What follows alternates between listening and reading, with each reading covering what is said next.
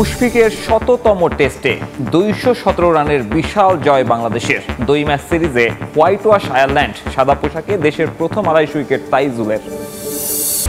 পঞ্চম দিনে আইরিশদের ব্যাটিংয়ে মুগ্ধ অধিনায়ক নাজমুল শান্ত, কৃতিত্ব দিলেন মিরপুরের উইকেটকেও। কিউরেটর পরিবর্তন হওয়াতেই বদলেছে পিচের আচরণ, মন্তব্য পাইলটের। ট্যাকটিক্যালগুলোর জায়গাতে আমার কাছে মনে হয় কিছুটা হোম অ্যাডভান্টেজ একটু নিতেই হবে এবং নেওয়া উচিত। আমি মনে করি আমরা যতটা এরকম টাইপের উইকেটে খেলবো, আমার মনে হয় যে আমাদের প্লেয়ারদের অনেক ইমপ্রুভ করবে। আয়ারল্যান্ডের বিপক্ষে টি-20 সিরিজের প্রথম ২ ম্যাচের জন্য ১৫ সদস্যের দল ঘোষণা। বাদ পড়েছেন তাসকিন আহমেদ ও শামীম। প্রথমবারের মতো ডাক পেলেন মাহিদুল অঙ্কন। এবং বাংলাদেশ ফুটবল লিগের নতুন লোগো নিয়ে সমালোচনার ঝড়। অন্য প্রতিষ্ঠান থেকে নকলের অভিযোগ, নাকচ বাফুফের। পরিবর্তনের সুযোগ নেই বললেন সহ সভাপতি। জয় দিয়ে মুশফিকুর রহিমের শততম টেস্ট স্মরণীয় করে রাখল বাংলাদেশ। মিরপুর টেস্টে আয়ারল্যান্ডকে ২১৭ রানে হারিয়ে সিরিজে হোয়াইট ওয়াশের স্বাদ পেল টাইগাররা। নিজেদের ইতিহাসে পঞ্চম এবং দেশের মাটিতে ৭ বছর পর কোনো দলকে হোয়াইট ওয়াশ করার অভিজ্ঞতা টাইগারদের। এই ম্যাচ দিয়ে প্রথম টাইগার বোলার হিসেবে সাদা পোশাকে ২৫ উইকেটের মাইল ফলক স্পর্শ করেছেন তাইজুল ইসলাম। হয়েছেন সিরিজ সেরাও। আর ম্যান অব দ্য ম্যাচের পুরস্কার উঠেছে মুশফিকুর রহিমের হাতে। নিজের শততম ম্যাচের সেঞ্চুরি, সাথে প্লেয়ার অব দ্য ম্যাচ। এর চেয়ে ভালো আর কি হতে পারে মুশফিকুর রহিমের জন্য? ভক্তদের জন্য বোধহয় এই ম্যাচটা হয়ে রইল স্পেশাল মেমোরি। ৬ উইকেটে ১৭৬ রান নিয়ে পঞ্চম দিনের খেলা শুরু করে আয়ারল্যান্ড। সফরকারীদের সামনে ৫০৯ রানের বিশাল টার্গেট। অন্যদিকে ঢাকা টেস্ট জয়ের জন্য টাইগারদের প্রয়োজন মাত্র ৪ উইকেট। পঞ্চম দিনের প্রথম উইকেট আসে রেকর্ডম্যান তাইজুলের হাত ধরে। প্রথম কোনো বাংলাদেশি হিসেবে টেস্টে ২৫০ উইকেটের মাইল ফলকে স্পর্শ করেন এই স্পিনার। জুটি ভেঙেও অবশ্য লাভ হয়নি। প্রথম সেশনে আইরিশদের অল আউট করতে পারেনি টাইগাররা। এদিকে সাকিব আল হাসানকে পেছনে ফেলে মিরপুরের চতুর্থ ইনিংসে সবচেয়ে বেশি বল করার রেকর্ড করেন কার্টিস ক্যাম্পার। চতুর্থ ইনিংসে নিজেদের সর্বোচ্চ সংগ্রহ করে আয়ারল্যান্ড, তবে তাতে করে হার এড়াতে পারেনি আইরিশরা।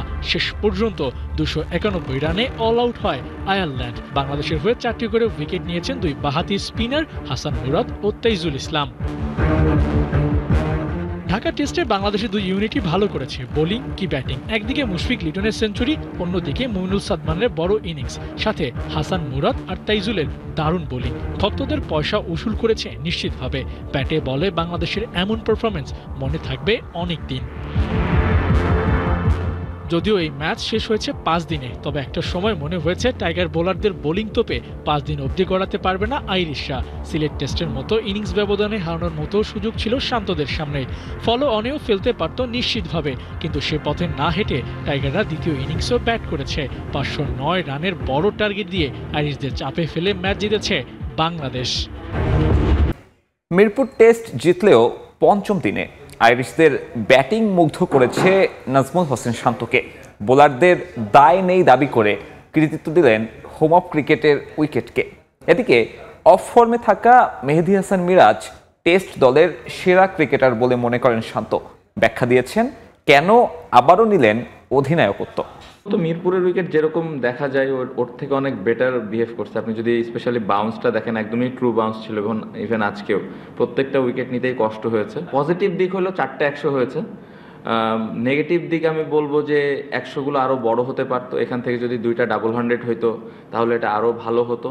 50গুলো যদি 100 হতো তাহলে আরও ভালো হতো। আমাদের সুযোগ ছিল, আমরা করতে পারিনি। সবাই চেষ্টা করেছে, বাট এই জায়গাটাতে হলে অ্যাজ এ ক্যাপ্টেন হিসেবে এটা আরও ভালো লাগতো। কারণ আপনি যেটা বললেন যে এই ধরনের টিমের এগেনস্টে যদি এই রানগুলো থাকে একটা ব্যাটসম্যানের পেছনে, তাহলে ভবিষ্যতে এটা আসলে ওই ব্যাটসম্যানকে আরও কনফিডেন্স দিবে। ক্যাপ্টেন শান্ত রাজশাহীর ছেলে, মুশফিকুর রহিম বগুড়ার, দুজনই একই বিভাগের। শান্তর একটা বড় ইন্সপিরেশন মুশফিকুর রহিম। শুধু শান্তর না, অনেক ইয়াং জেনারেশন, অনেক ক্রিকেটারই আসলে স্বপ্ন দেখেন মুশফিকের মতো হতে, মুশফিকের আদর্শ মেনে চলতে। সেই মুশফিকের শততম টেস্ট ম্যাচে বাংলাদেশের বড় জয়। মুশফিক যখন প্রথম ইনিংসে 100 হাঁকালেন সবাই উচ্ছ্বসিত। দ্বিতীয় ইনিংসে 53 রানে আনবিটেন ছিলেন। তখন ক্যাপ্টেন শান্ত ডিক্লেয়ার করে দিয়েছিলেন মুশফিকের কীর্তি অর্জন নিয়ে অনেক কথা হচ্ছে। মুশফিককে আরেকটু সময় দিলে রিকি পন্টিংয়ের মতো মুশফিকও নিজের শততম টেস্ট ম্যাচে 2 ইনিংসে সেঞ্চুরি হাঁকানোর একটা সুযোগ পেতেন। ভাবিও নয় যে আমরা 100 টেস্ট খেলতে পারি, বাট যে মোমেন্টে মুশফিক ভাই এটা অ্যাচিভ করে ফেলছে তারপর থেকে কিন্তু দেখা যাচ্ছে সবাই আমরা এই বিষয়টা নিয়ে কথা বলছি যে আমিও খেলতে চাই। পুরো ম্যাচটা খুবই এনজয় করেছে। মুশফিক ভাই অনেক এনজয় করেছে, ভালো সময় গেছে। অনেকে মজা করছিল ভাই, আমি শুনছিলাম ড্রেসিং রুমে একটা পেস বোলার বলছিল যে আমিও 100 টেস্ট খেলতে চাই। তো নর্মালি একটা পেস বোলারের পক্ষে 100 টেস্ট খেলা আমাদের মতো দেশে এটা আসলে মুখ দিয়ে বলাটা অনেক সাহসের ব্যাপার। তো বলছিল, তো এরকমও শুনলাম যে 100 টেস্ট খেলার পরে চিন্তা করে 100 উইকেট যেন আমরা নিতে পারি সেই চিন্তা করি অ্যাজ এ পেস বোলার হিসেবে। মিরপুরে সাকিবের রেকর্ড ভাঙার পর দেশের প্রথম ক্রিকেটার হিসেবে টেস্টে 250 উইকেটের মাইলফলক স্পর্শ করলেন তাইজুল ইসলাম। রাঙ্গানা হেরাতের সঙ্গে যৌথভাবে সবচেয়ে কম 57 টেস্টে এমন কীর্তি অর্জন করলেন তিনি। তাইজুলের কাছে এটা কঠোর পরিশ্রম আর ধারাবাহিক পারফরমেন্সের ফসল। সামাজিক মাধ্যমে সাকিবের কাছ থেকে পাওয়া অভিনন্দন তার কাছে বড় অনুপ্রেরণা। বাঁহাতি স্পিনারের চাওয়া দ্রুতই তার রেকর্ডটা ভেঙে ফেলুক নতুন কেউ। সবসময় মনে করি যে আমাকে নিয়ে যারা এরকম পোস্ট দেয় বা যারা আমার কাছ থেকে আশা করে, আমি যেন তাদের আশাটাকে ফুলফিল করতে পারি ইনশাল্লাহ। যাক, যে কোনো টেস্টে প্রতিটা বল করার আগে তাইজুলের হয়তো মনে পড়বে সাকিবের কথা। হয়তো চাইবেন সত্যি 400 বা তারও বেশি উইকেট শিকার করে তবেই ক্যারিয়ারের ইতি টানতে। হয়তো সেদিন বলতে চাইবেন, দেখলে তো পরোক্ষভাবে যে টার্গেটটা দিয়েছিলে সেটা কিন্তু টপকে গেলাম। সাকিব ভাই এখান থেকে বলতে পারে যে আমাদের যতগুলো টেস্ট হয় পার ইয়ার, বা আপনি 2-3 বছরে কতগুলো টেস্ট হতে পারে বা 5 বছরে কতগুলো টেস্ট হতে পারে, ওরকম একটা অনুমানিক বলে হয়তো বা আমাকে একটা মানে জায়গা দিছে যে হয়তো বা 400টার কাছে আমি যাইতে পারি। তাইজুল মিস্টার 75-এর হাইয়েস্ট উইকেটের রেকর্ডটা ছাড়িয়ে গেছেন। তারও বিশ্বাস আছে পরের জেনারেশনের ওপর।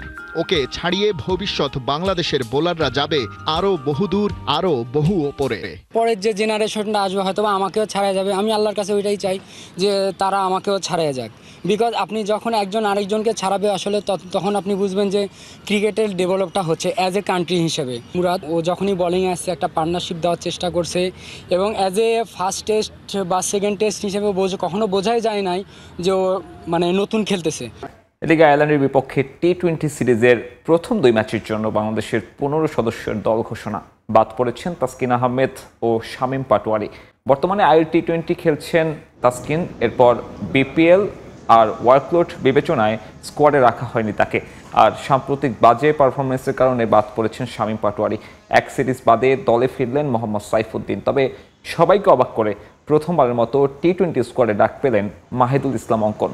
2026 টি-20 বিশ্বকাপের আগে শর্টার ফরম্যাটে এটাই টাইগারদের সবশেষ আন্তর্জাতিক সিরিজ। মেগা আসরের আগে এখানেই সব ধরনের পরীক্ষা নিরীক্ষা সারবে বাংলাদেশ টিম ম্যানেজমেন্ট। সিরিজ সামনে রেখে মিরপুরে গেল 3 দিন কঠোর অনুশীলন করেছে টি-20 দলের ক্রিকেটাররা। আগামী 27, 29 নভেম্বর ও 2 ডিসেম্বর চট্টগ্রামে অনুষ্ঠিত হবে সিরিজের 3টি টি-20।